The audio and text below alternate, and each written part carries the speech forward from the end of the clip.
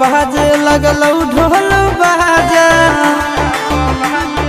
ए जान सुन भइलौ बाराती लेके दुल्हे राजा दुआरा पर बाजे लगलौ ढोल बाजा पगला दीवाना के गिरो हलोर गे पगला दीवाना के गिरो हलोर गे शादी मुबारक मुबारक हो तोर गे शादी मुबारक मुबारक हो तोर गे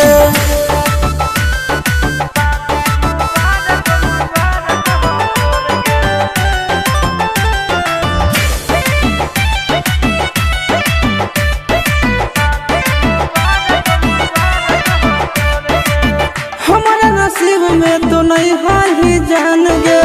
दूसरा ले तोरा बनल को भगवान गे ए जान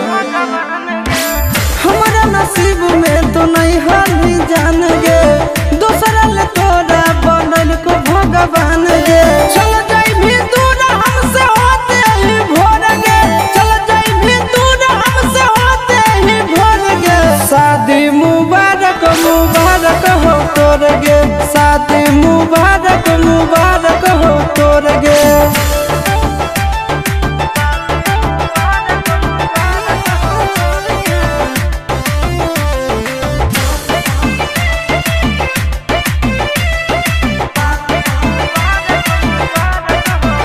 हगे पापा तुर करतौगे जब कन्यादानवा फटतै करे जब रसतै नयनवा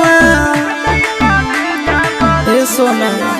हगे पापा तुर करतौगे जब कन्यादानवा फटतै करे जब रसतै नयनवा ओ मन आशीष के तो दिल देनी तोड़ गे ओ मन नंदन के तो दिल देनी तोड़ गे शादी मुबारक मुबारक हो तोर गे शादी मुबारक मुबारक हो तोर गे अरे पूरा इंडिया हिली बाबू खाली तू देखत जा।